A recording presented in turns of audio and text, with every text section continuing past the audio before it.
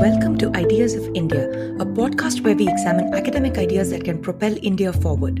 My name is Shruti Rajagopalan, and this is the 2021 Job Market series where I speak with young scholars entering the academic job market about their latest research on India. I spoke with Karmini Sharma, a PhD candidate in economics at the University of Warwick. She has a BA in economics from Delhi University and an MA in economics from the Delhi School of Economics.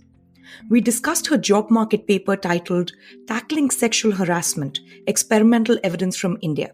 In this conversation, we spoke about the impact of sexual harassment and empathy training on men's behavior towards women, its effect on women's beliefs about men, its impact on networks and selection, implications for the broader Me Too movement, and much more. For a full transcript of this conversation, including helpful links of all the references mentioned, click the link in the show notes or visit discoursemagazine.com.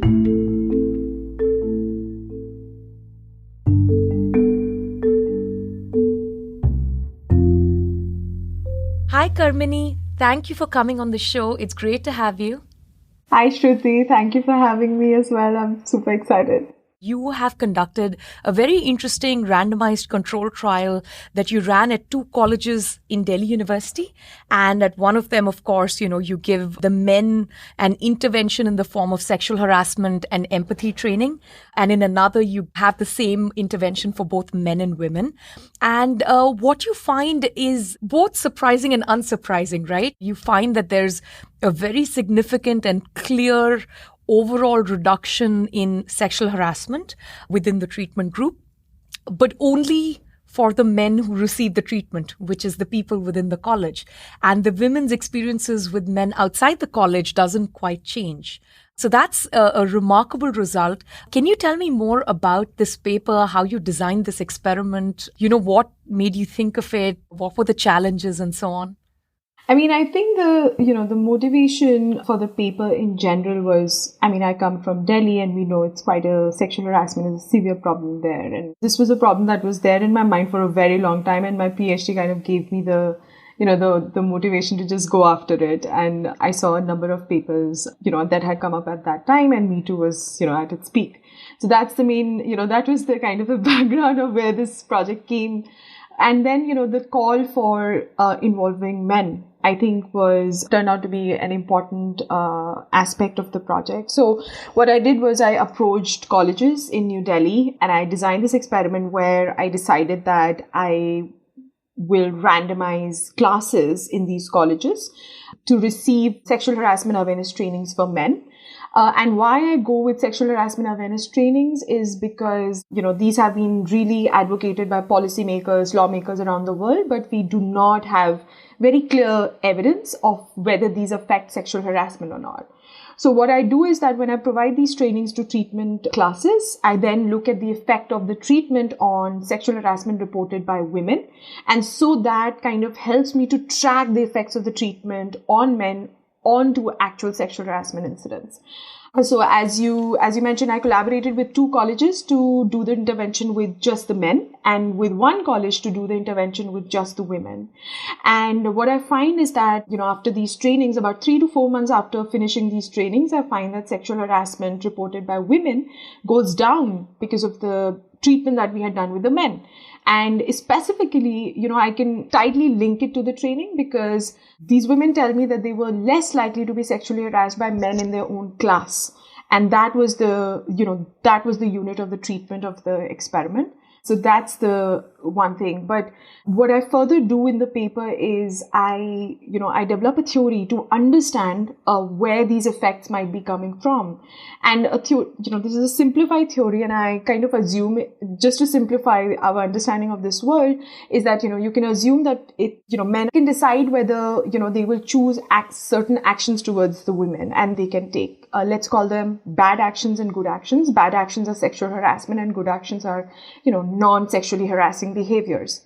Now, the model is set up as such that, bad type men, they would prefer to do the bad actions. The good type men would prefer to do the good actions. They do not want to sexually harass the women. Now, what I'm showing in the paper is that what the treatment ends up doing or the results are consistent with the theory that these treatments can end up increasing incentives for the bad type men to pool with the good type men on good behaviors.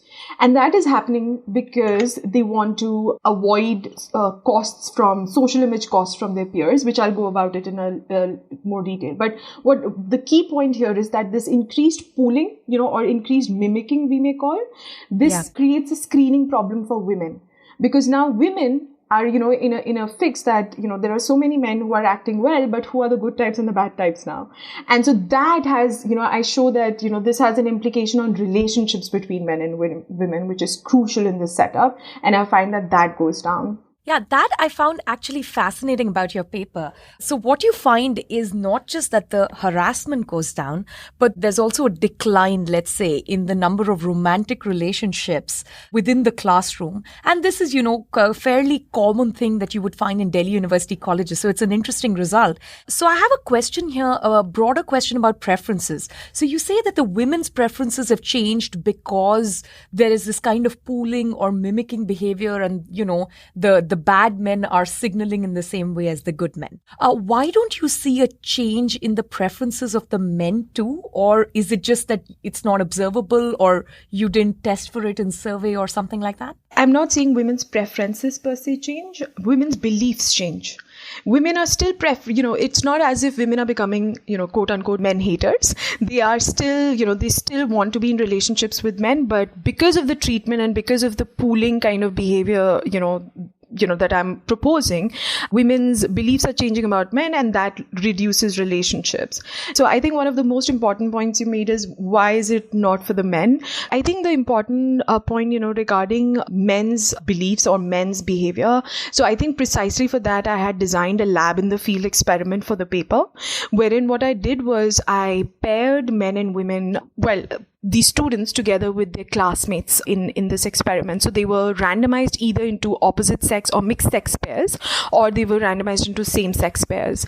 And in that experiment, I asked these pairs to perform experimental task together. And I asked them privately and separately, do you want to do it with your partner who's been assigned to you, or do you want to do it separately? Now there, what I find is that women are more likely to want to do it with other women rather than men in their classes and when the treatment's been provided. On the other hand, for men, I'm not finding such effects. And that was also against my intuition because, we would expect that providing these trainings to men makes them more cautious. But and that's where it kind of helped me to think through the framework of what might be happening. And that's why I'm a bit more confident in stating that my results are more consistent with women's beliefs changing rather than men changing their, intrinsic preferences in this case. Well, I think that lab experiment in addition is really interesting. And when I read the paper, I saw how carefully you documented anonymously that women signal their intention to want to work with other women as opposed to men. Coming back to this question of can men change, right, their beliefs or preferences, I have a question in two parts. So one is, how long do you think the effect of this kind of, sexual harassment, sensitivity and empathy training lasts? Because, you went back after a few months of the training to collect the results. And the second is, do you think this kind of training can genuinely change the bad men, quote unquote, into being less bad or even good? Yeah, I think the first part, to your question. So one of the mechanisms in the paper that I'm proposing is that these treatments can change men's perception of now what do they think their peers are going to do after these trainings. Now, if men start, and what I call this is perception of social disapproval. If men start seeing more social disapproval or perceiving more social disapproval, this can give rise to this pooling behavior that I was talking to you about earlier. This is not to say that, that some of the men might not have intrinsically changed or that awareness, did not affect men's behavior. But it seems that in this case, the first mechanism is more strong than, the other two mechanisms that we are talking about. Now, if I think about just these college students, because they are in these classes, for quite a long time together, they will, after this college, their peer groups are going to change. And so, if this mechanism is more important, then I would say that, it and it's more strong, then I would say that it will possibly, could have a different effect on men's behavior. Maybe they'll revert back to, same old behaviors if that was a key constraint. Unfortunately, I cannot test that. Actually, another way of testing that, not just in the future, but in the present, is if the men who receive the treatment, if their behavior changes outside the college setting. Right? Yeah. So with women who are in the classroom, the costs of bad behavior have now suddenly increased. So as one would expect, you see less of it.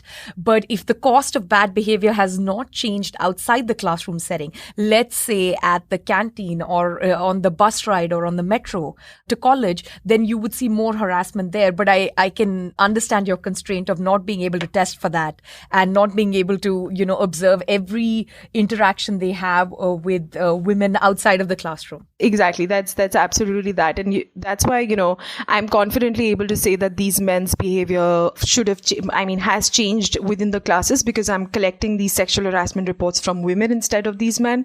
Outside the college, exactly as you said, tracking their interaction with other women, collecting data from those women is of course impossible. But also, the idea that collecting the data directly from men, I think that's even more difficult and, less credible. On the question of interventions like this, one of the normative implications of this kind of intervention is that it's going to change women's choice set. Right? As we know, especially in a place like Delhi, where about 93% of the women report, sexual harassment in the workplace and public spaces on the way to the workplace or college and so on, things are quite difficult and it dramatically changes their everyday life. So, for instance, Girija Borkar's work shows that, women change the travel route that they take to work. They actually almost spend, twice as much time traveling and way more money to have a safer way to get to university relative to men so that they can be protected from sexual harassment.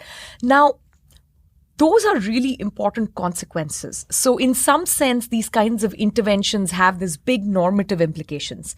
Having said that, when it is done in such a specific and localized way, do you think there is any big difference in the everyday lives of these women, given that the classroom interaction is so small and their larger sort of, life choices haven't really changed in a major way?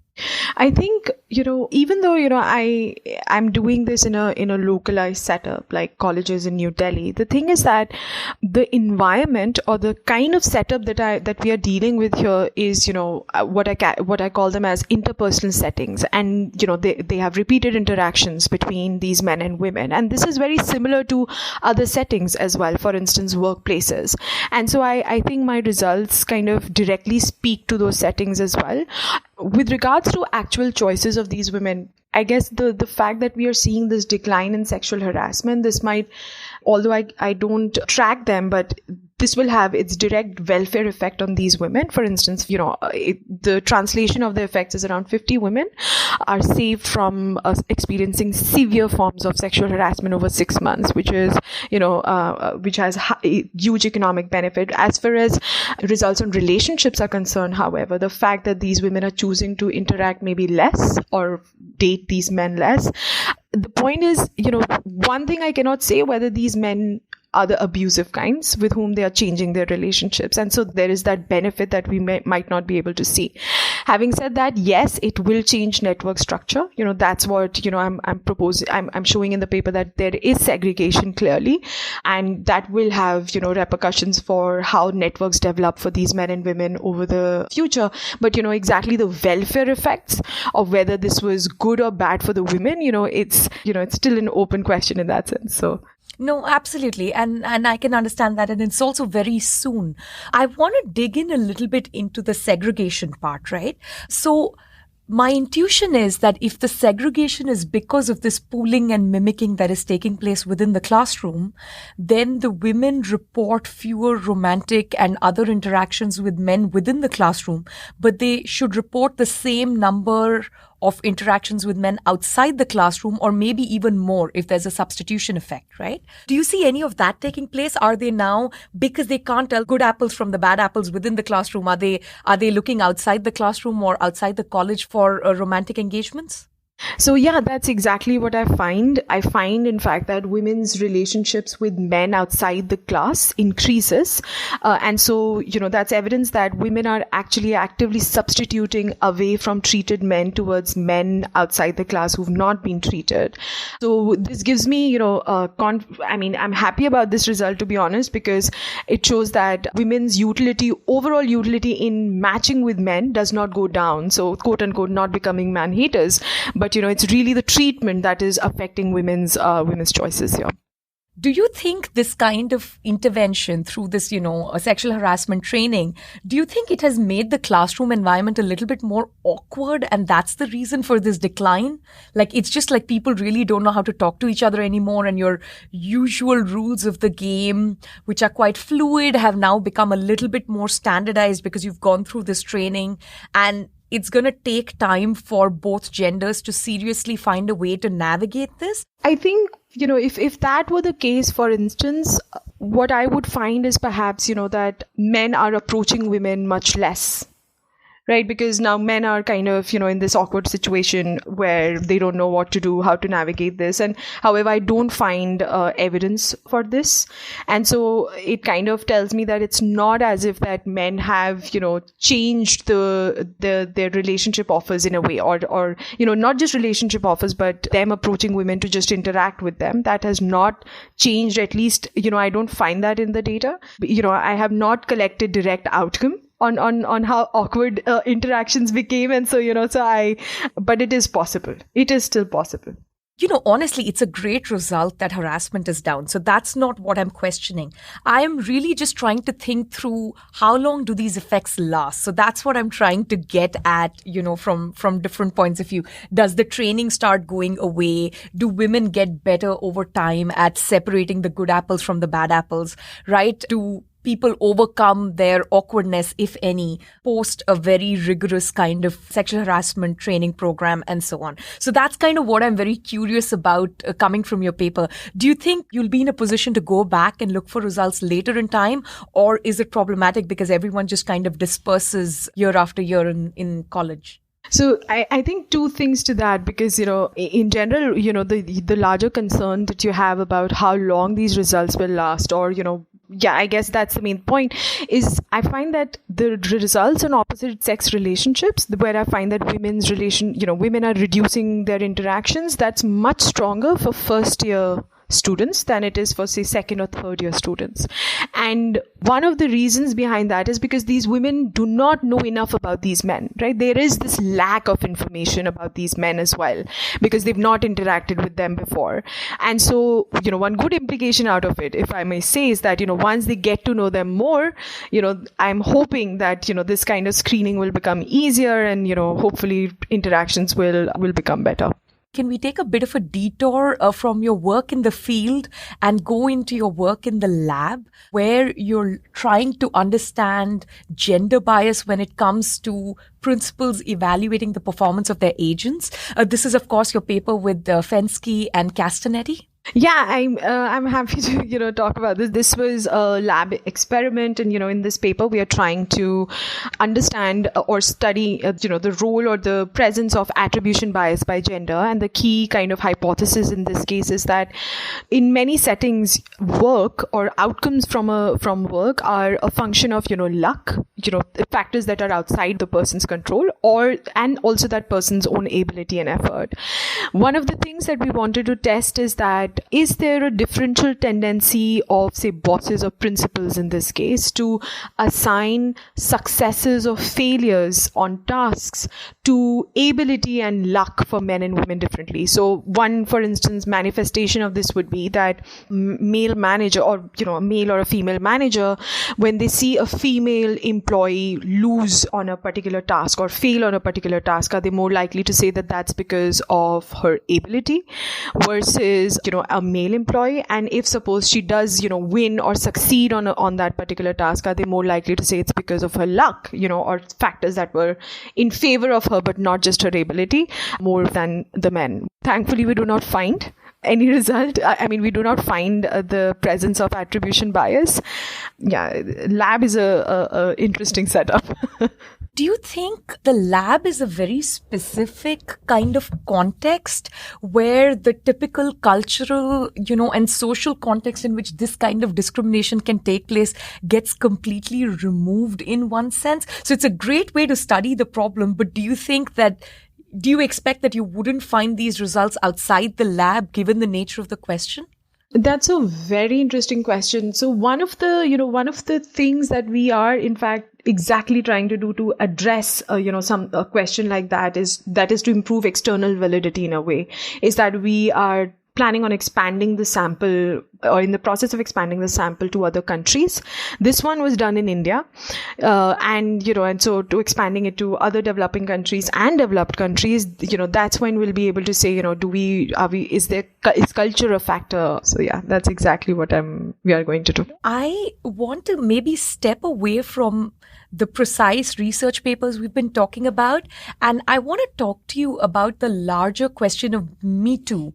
You told me before that that's how you kind of got into this research area. Of course, you and I are Delhi girls, and we've kind of experienced this kind of, everyday minor and major sexual harassment for most of our, lives.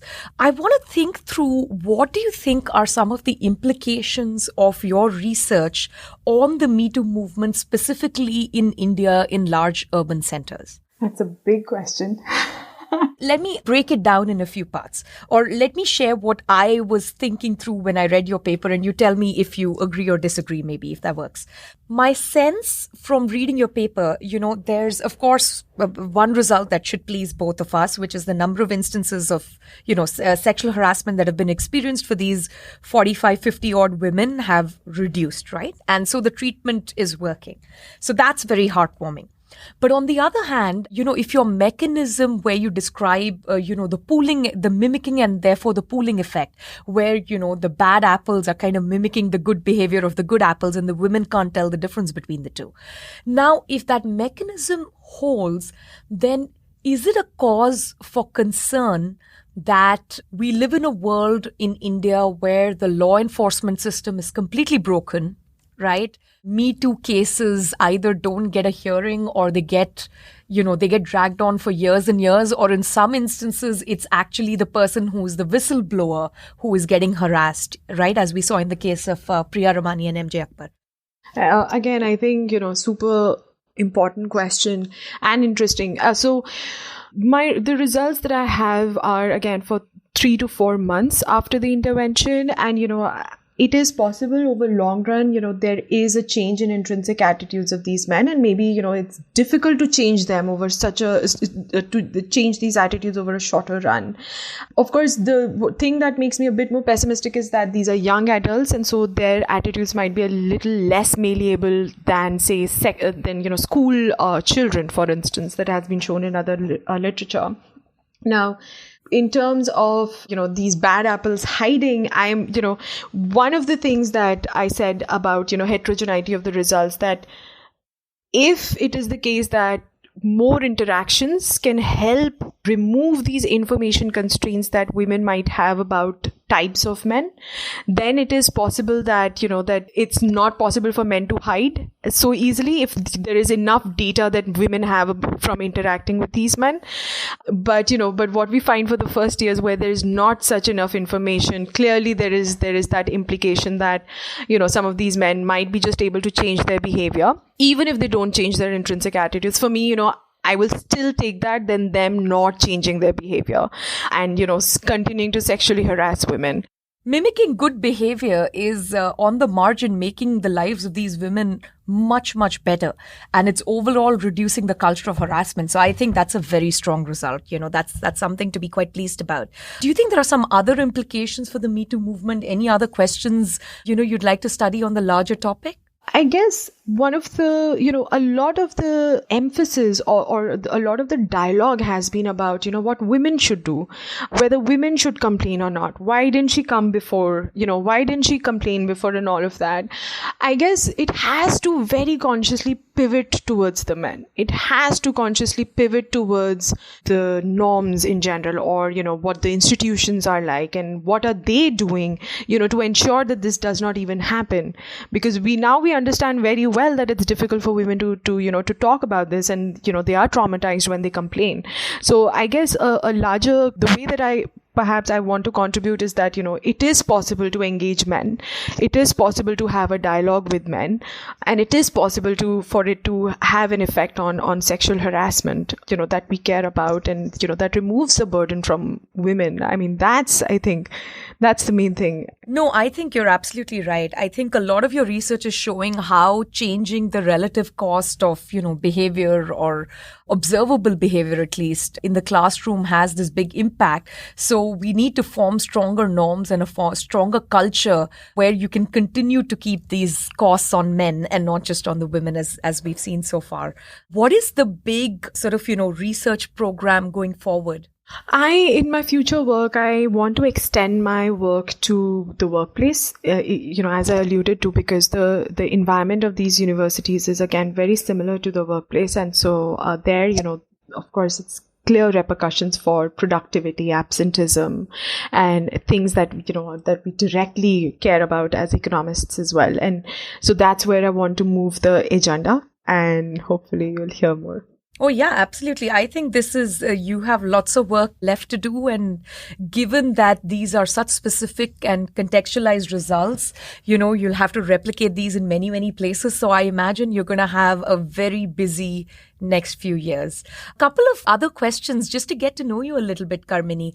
How have you been coping with the pandemic? Cooking a lot. I kind of really changed my diet during the pandemic. I don't know why. And I started focusing a lot on healthy cooking. And so I started following a lot of YouTube content creators. Oh, that's great. I should ask you for some recommendations if you have any. I can certainly send you the links to these content creators. So, they help to, I don't know if you know the concept of Buddha bowls. These are very healthy. Yeah. I don't remember their names, but yes. So these are I follow a lot of them. I'll send you links. Now for the most important question, what have you been binge watching? Queen's Gambit Crown. Also, I'm not particularly proud of it, but keeping up with the Kardashians. Hey, you got to do what you got to do. Thank you so much for making time to chat with me, Karmini. It was a pleasure reading your papers and speaking with you. Thank you so much. I mean, I'm truly, truly honored and grateful to get a platform like this. And hearing your past podcast as well, and the work that you're highlighting. Thank you.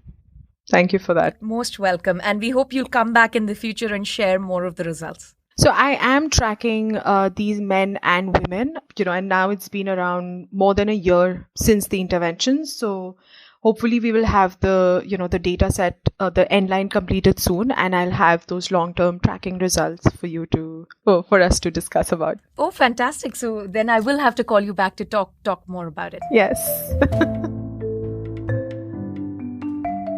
Thanks for listening to Ideas of India. If you enjoy this podcast, please help us grow by sharing with like-minded friends. You can connect with me on Twitter at @SRajagopalan. In the coming weeks, we will feature weekly short episodes with young scholars entering the academic job market discussing the latest research on India.